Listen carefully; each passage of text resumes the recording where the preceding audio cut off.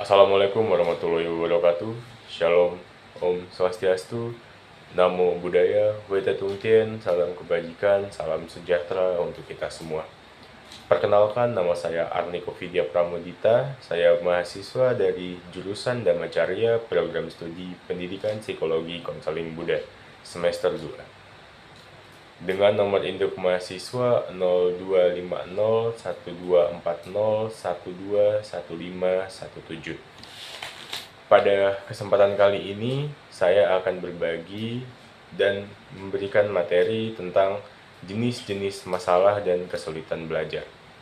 Tujuan dibuatnya video ini adalah sebagai syarat untuk memenuhi tugas ujian akhir semester mata kuliah belajar dan pembelajaran di Sekolah Tinggi Agama Buddha Negeri Sriwijaya. Baik, langsung saja kita menuju ke materinya. Baik, mari kita mulai dari pengertian kesulitan belajar dan masalah belajar. Kesulitan dan masalah belajar sendiri diartikan sebagai suatu kondisi di mana peserta didik mengalami hambatan atau mengalami kesulitan dalam memahami materi-materi yang telah diberikan oleh gurunya, sehingga tidak tercipta suatu kondisi pembelajaran yang baik dan efisien. Kesulitan dan masalah belajar dapat diidentifikasi menjadi dua macam, yaitu yang pertama adalah kesulitan belajar yang berkaitan dengan masalah perkembangan atau yang bisa disebut dengan developmental learning disabilities. Jadi, kesulitan belajar yang berkaitan dengan perkembangan itu meliputi 4 hal. Yang pertama adalah gangguan perkembangan motorik, yang kedua gangguan perkembangan sensorik, yang ketiga gangguan perkembangan perseptual, dan yang keempat adalah gangguan perkembangan perilaku.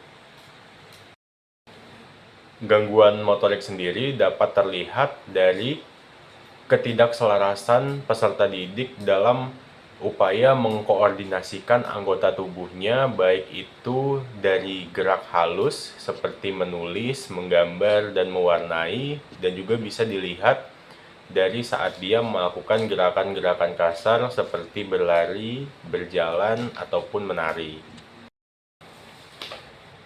Kesulitan belajar yang kedua adalah kesulitan belajar akademis atau yang bisa disebut dengan academic learning disabilities. Jadi pada jenis kesulitan belajar ini itu berhubungan dengan hambatan dalam proses pembelajaran atau penguasaan teknik-teknik akademik dasar seperti teknik membaca, menulis, dan menghitung. Nah, pada kondisi ini peserta didik itu mengalami beberapa kesulitan untuk memahami, mengelola, dan juga mengingat materi-materi yang telah diberikan, padahal mereka telah memasuki usia dan mempunyai tingkat intelektual yang udah mumpuni. Nah, jenis kesulitan belajar akademik itu dapat dikelompokkan lagi menjadi dua jenis. Yang pertama adalah kesulitan belajar yang biasanya umum terjadi dan juga ada yang khusus. Untuk yang umum terjadi, itu contoh kasusnya seperti siswa yang tidak bisa mencapai tujuan belajar. Di sini, siswa itu tidak bisa mencapai atau hasil belajarnya tidak bisa memenuhi kriteria ketuntasan minimal atau KKM pada suatu mata pelajaran tertentu. Yang kedua, ada juga siswa yang mengalami slow learner atau bisa dibilang siswa tersebut memiliki bakat akademik yang rendah sehingga ia memerlukan waktu yang lebih lama untuk menguasai materi dibanding teman-teman yang lain. Dan juga sering ditemukan adanya siswa yang kurang bermotivasi untuk belajar.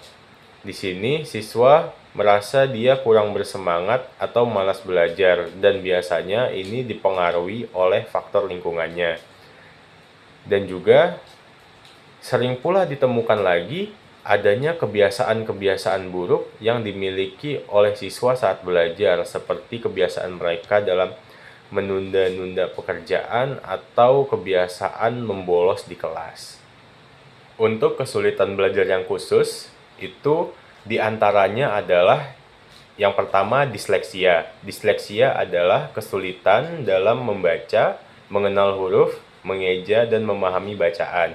Yang kedua ada disleksia. Disleksia ialah kesulitan dalam memahami konsep angka, operasi matematika, dan pemecahan masalah matematika. Yang ketiga ada yang namanya disgrafia. Disgrafia ialah kesulitan dalam menulis, baik itu dari segi motoriknya yang kesulitan dalam menulis, maupun dalam mengekspresikan ide-ide yang ada di pikirannya ke dalam bentuk tulisan. Ada juga kesulitan belajar lain yang dinamakan ADHD atau yang bisa kita kenal dengan Attention Deficit Hyperactivity Disorder. Jadi di sini peserta didik itu mengalami kesulitan dalam memusatkan perhatiannya, dia juga berperilaku hyperaktif dan impulsif. Terus yang terakhir adalah kesulitan belajar dalam gangguan pemrosesan sensori. Jadi di sini peserta didik mengalami kesulitan dalam mengelola informasi yang ia terima melalui indera-inderanya. Baik, cukup sekian pembahasan materi tentang jenis-jenis kesulitan dan masalah belajar. Saya memohon maaf jika ada kesalahan dalam bertutur kata, dan terima kasih telah menonton video ini. Saya tutup dengan Assalamualaikum warahmatullahi wabarakatuh. Shalom, Om Swastiastu, Namo Buddhaya, Wota Tung Tien, salam kebajikan, salam sejahtera untuk kita semua. Terima kasih.